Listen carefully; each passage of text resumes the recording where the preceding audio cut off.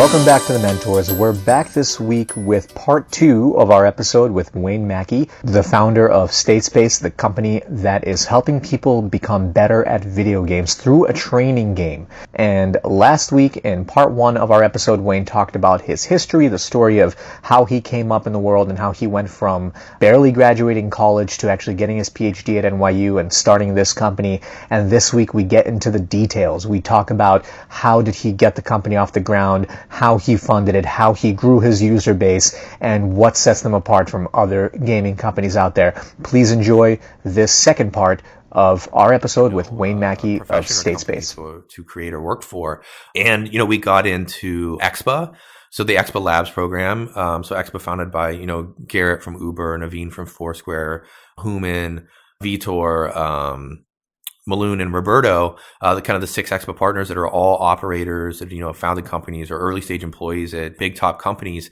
We thought this would be amazing to be able to work with them. What we really liked was it wasn't like a typical kind of accelerator. There was no like curriculum. It was really just like, here are these kind of amazingly talented people that are just here to help you day to day. We had Eric Friedman was the GM. He was amazing. One of the great things he'd always said was like, we're here to get everything out of the way that's not build and ship. We want you to focus on building and shipping, and we kind of help you get there and everything else. And it was totally true. That's interesting because a lot of programs try to push people to do, let's say, customer discovery, doing more pre-sales, while here they were asking you to build and ship. Yep. That's interesting. And so what was the advantage that you think that created for you? And tell us a little bit about some of those things you learned from those folks, those partners at Expa. I think it was, it was just failing quicker and just it accelerated the learning process, because I think it's easy, especially, partly coming from a scientific background where, academia is very slow, and there's a reason for it because there's a level of precision that you're trying to accomplish that you can be more reckless, I guess, in the real world where you can put something in somebody's hands and get feedback, learn from that quickly and adapt the product, versus let's talk to them about it. Let's hear about it, not let them touch and feel the product and make sure we can get it just right before we give it to them. No, it was much more about, if you don't ship something that you're kind of embarrassed of, then you're shipping too late, and getting it in people's hands and learning from that. And that has been a key principle that has worked for us from the beginning with this company, that we've taken to the extreme a bit to be a little bit contrarian, especially in the gaming space, that I think is what has really helped us grow, helped our user base kind of grow organically, help us build such an amazing relationship with our community and our users, is because we ship 2 to 3 live updates a week, which for a gaming, company or a game is really unheard of. That's, when I bring in new engineers and hire new engineers and tell them that, like, we're going to be shipping 2 or 3 times a week, they're like, this is crazy. It's not possible. You can't do that. I'm like, well, we've been doing it for 18 months. I promise that it's possible. It just takes, a little flip of mindset, being okay with things not being perfect, but being adaptable and flexible and just being like, what's broken will get fixed quickly. And that has allowed us to leverage a very unique and useful relationship with our users to where, gamers are very opinionated and they are not shy. And that is a good thing because we don't have to pull teeth. We don't have to run focus groups. We don't have to go and try to find people to give us their opinion. They give us our opinion day in and day out. The important thing is just to listen and to make it as easy as possible for them to voice their opinion directly to you. So, I get probably 100 direct messages a day on Discord from users, and I answer all of them. We have a bug reporter inside of the game where people can leave feedback. They can just press a button, tell us whatever they want. They can tell us this is broken, that's broken. Most of the time, it's not about bugs. It's just feedback. I wish you could do this. I wish you could do that. This is what I think about this or that. Every single one of those that leaves an email gets replied to. Every single one. We get over 100 a day. Every single one gets replied to. And constantly we get responses back that are just like, a game developer has never responded to me. I can't believe anyone read this, let alone responded. Which is crazy because what an untapped resource. As an early stage company where you're trying to find product market fit, you're trying to build the best product for your users, why would you not just want to make it as easy as possible to hear all of their thoughts and everything that they think about that? And adapt the product to solve their needs, right? That's what we should be doing, not necessarily like, here's a solution I think that we haven't tested what will solve your problem, and I'm going to try and sell that to you, right? Especially coming from a sales background, like, I have a product, I want to convince you to purchase it. It's more of, no, what are the real problems? Let's create the actual solution to those problems that works and that you find easy to use and enjoyable and that you love using, that's what I want to learn and build and give you, not what I think it is that you need and convince you to use it. Can you give us the quick elevator pitch of Statespace? I don't think we did that yet. And also talk us through, because obviously you were going through Expa, you were building features all the time, pushing 3 times a week. But how did you get those early users? What did you do to get some of that early success and traction, and then so that you can actually get that feedback in the beginning when you were pushing out these features? So Statespace, we are founded by a couple neuroscientists. We focus on providing, leveraging our neuroscience, machine learning, and we have some computer vision experts on the team as well, leveraging that to provide standardized benchmarking, scouting, performance analytics data in gaming and esports. So like the SAT score of esports and gaming, the fundamental ways to kind of, how I mentioned earlier about traditional sports, there's things you can measure how fast someone can run, how high they could jump, how strong they are.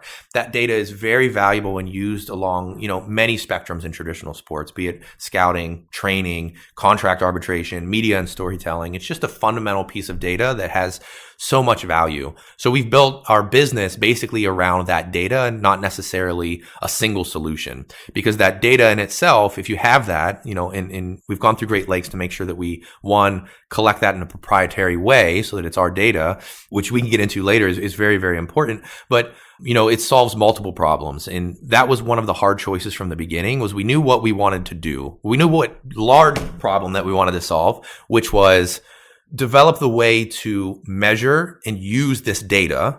But which of these problems, what are the applications of this data that we want to go after first? I think as a gamer, I thought, well, matchmaking. If I knew everybody's kind of constituent skills, we could use that to create a much better matchmaking service, because matchmaking sucks in games. It's a huge pain point, has been for years, and everybody's looking for solutions. The pro teams that we started talking to in the beginning were all like, well, we want like a scouting platform. Can we use this data to be able to find, the young 13, 14, 15-year-old player with raw abilities that we can bring into our system and groom to be an amazing player? I think that both of those, had the problem of like starting a dating website. If you go to a dating website, there's 5 people there. You're not going to stay. It doesn't matter. You have to build up a large user base before there's a lot of value there and stickiness for new users. So we thought, well, what could we do that solves a big problem with this data, that we can, start collecting this data, learning from this data, and give users something very valuable in turn. And training was then the obvious first step for us. And having spent time doing like the brain training stuff in undergrad, it was like kind of like a perfect fit. It was like, of course, let's do this. I've seen how this failed and how it works, and let's kind of implement that, here. So the initial product that we built right now called AIM Lab, soon to be rebranded in the near future, is a little, you can think of it as like a little AI-based personal coach for first-person shooter players. So whether it's, Fortnite, Overwatch, or Apex Legends was the big thing now, it's software that you download that simulates those games, the physics of those games, but runs you through basically little fun things that inject the neuroscience aspects in the lab of like how we would measure things like reaction time, accuracy, bias, visual bias. As humans, we all have kind of unique visual biases where, let's say, I may be worse at reacting to things that are presented in the upper left portion of my visual field. So if an enemy is in the upper left part of the screen, I may react slower than if they're somewhere else, or I may be less accurate. Moving my mouse to the left side of the screen versus the right side of the screen, I may perform differently. So we kind of diagnose all of those things, give you that feedback, and then the software itself adapts in real time, adapts that training to kind of push you at your threshold, a difficult but not frustrating level of difficulty to help you improve, and then tracks those things over time. So we thought that was kind of the perfect way to start, one, collecting this data and learning from it so we can know, what is the average player's skill set? What separates people who are really good from people who are amazing and at the pro level versus not? And how could we help people on their journey from, starting out? I'm just starting out, playing Fortnite for the first time. And how do we make them, better playing with their friends? But if they wanted to become a professional player, is that possible? What are those ceilings? And how do we help people along that progress? So that was kind of the first, our first product. We've, developing some tangential things related to that as we go. And through this learning process, both from professionals and collegiate level, at the high school level and the everyday user level, just coming from listening to their problems and their concerns and coming up with ideas that we think can address those problems. But how did you get in people's hands in the very beginning? I mean, obviously you're in the gaming community, so I'm assuming maybe you went after folks that you have been playing with for a while, or was there another method? So I think we twofold. So one, we put the game up on Steam, which is the largest PC marketplace to purchase games, which has been fantastic. It's been a fantastic experience just being on Steam, kind of, working with them, and the little bit that we've worked with them has been great, especially as like an unknown developer where nobody knows who you are or cares. They kind of have tools and abilities to give you a bit of a voice so that you can at least be seen by a subset of people, that could try the product. So I think there was one, is Steam kind of has its own mechanisms to at least get some people to be able to see you and who you are, and hopefully at least give you a shot and download it and try it. We went on like Product Hunt. I don't think that was kind of the right audience necessarily for what we needed. I mean, we got, probably some users from there, but it wasn't like a ton of users. But we had a little bit of press in the beginning. We did like a TechCrunch article, Sports Insider, Esports Observer. We did like a little bit of press to help, generate some basic interest. But did they find you, or did you reach out to the editors there? A mix of both. So some of them were us reaching out, and others were, through Expa or, had seen us on Steam, or maybe saw one other article. I think that what we were doing was a bit strange and weird enough that we did start getting just inbound interest from press, and did some really great articles. There was a great with Mashable. I did like a really cool video segment that I think was very helpful, like AI and esports and things like that. I think that stuff was helpful, but really, I mean, we haven't done much press. We've done no like ads, marketing, or anything like that. We've been very anti that from the beginning. I think that taints all of, in the beginning, you really want to be able to listen for a pulse, see if something's there. I think that all that does is add noise, like any type of paid marketing or paid thing. You're just kind of like juicing your stats. And maybe that is, for vanity metrics looks good, or if you're trying to raise or something, maybe that looks good, but you're only fooling yourself to a degree often to know, like, is there really legitimately something there? So, from the beginning, not to say maybe we don't do that in the future. Luckily, we haven't had to, and we're, I'm trying my hardest to not have to do anything like that at all. Even like paid influencer or something, we don't do any of that stuff. It's just been purely organic. And I think that to answer the question of like, one, that's how we've got those initial users, how we've grown. We opened like an open beta on Steam. It was like end of July, I believe, hoping to get like 10 or 15,000 users. We're like, can we get 10, 15,000 users so we can start to learn more, test some things, and really just learn? We were fortunate. We ended up getting like 120,000 users within that first month. We've doubled every quarter since then. Right now, we've 500,000 users today on the product, which is great. Now, is this mainly, you think, through word of mouth, or you guys are doing some sort of engineering as marketing? No, it's all through word of mouth. Through the Steam platform? Yeah, so it's everywhere. So we get we've had a lot of videos, blogs that people have written, or like, check this out, streaming on Twitch. I think also, we've gotten really, really good reviews. We have like a 9 out of 10 review score over the last 30 days on Steam. Oh, wow. Which has been great. But I really think a lot of it, it's partly obviously about the product, but a large part of it is also, I think, how we engage the community and how we treat our users. And I think that is what's helped us grow. We really are fortunate to have an amazing community, amazing users that are very helpful. And they, tell us what sucks, what doesn't. And being able to, because of our quick iteration, where it's like we publish a couple patches a week, it allows us to show them that we care and that we're listening, because it is valuable to us. So if someone comes to us and says, listen, I wish that this, it was possible to have a yellow crosshair instead of just, the other colors. And we come around and within 24 hours say, great, here it is. We push this live for you, shows them that we care and that we are listening.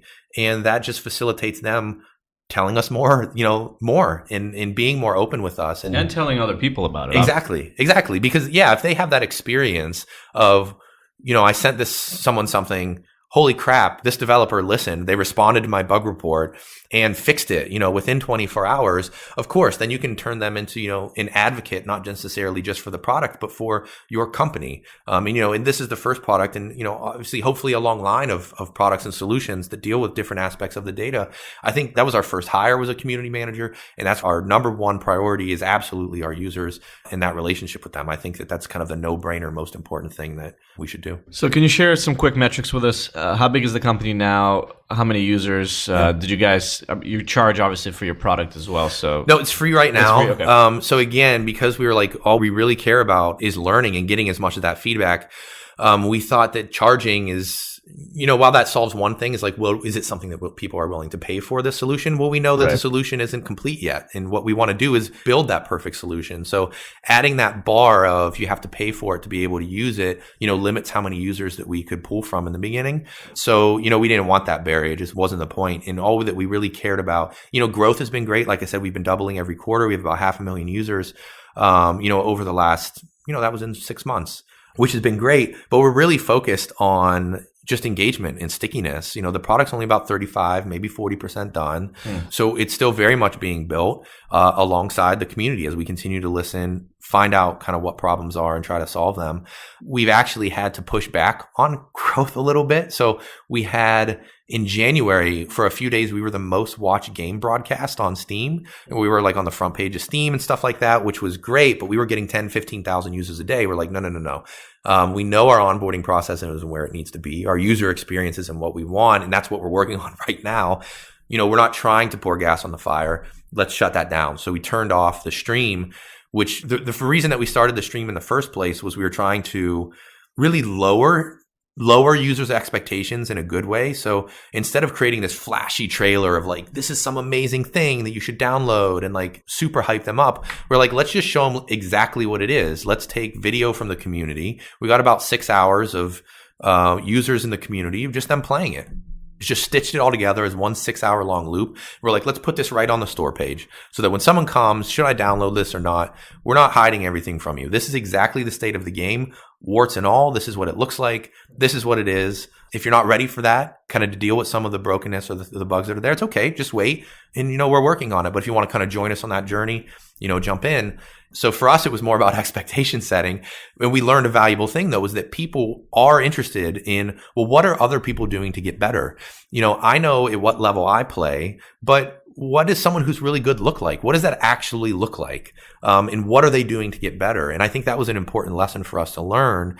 We turned it off. We turned it back on in February. Same thing. We hit #1 most viewed game on Steam for a couple of days and then had to turn it off again. But I think that was an important lesson for learning. Again, it was interesting, completely unintended, but an important thing to learn that was encouraging. And can you talk a little bit about that? Because you just mentioned that you're seeing that people are curious to see what it actually takes to be good. Yeah. And can you talk about this next, I wouldn't say iteration of your product, but an add-on to your product? Are you going to be testing in the next couple of months that'll let people do that? Yeah. So I think from the beginning, we focused heavily on mechanics, and that's a small portion of what makes you good at games. And, there's a lot of other things out there. So in this past, year, we've been listening and seeing what are people doing to get better? How are they, they're asking questions in our Discord. They're watching YouTube videos. They're scouring Reddit. They're watching Twitch streams and stuff like that. What is going on and how can we better address some of these issues? And knowing that there was such interest, like we added leaderboards to the game and immediately we saw like an influx of cheaters of like, people cheating in a training game, of course, a little bit weird, but people taking screenshots. So one of the other things we did was we saw people like sharing screenshots of their scores to Steam or in our Discord. And we're like, okay, what if we added like a share to Twitter, Reddit, whatever social.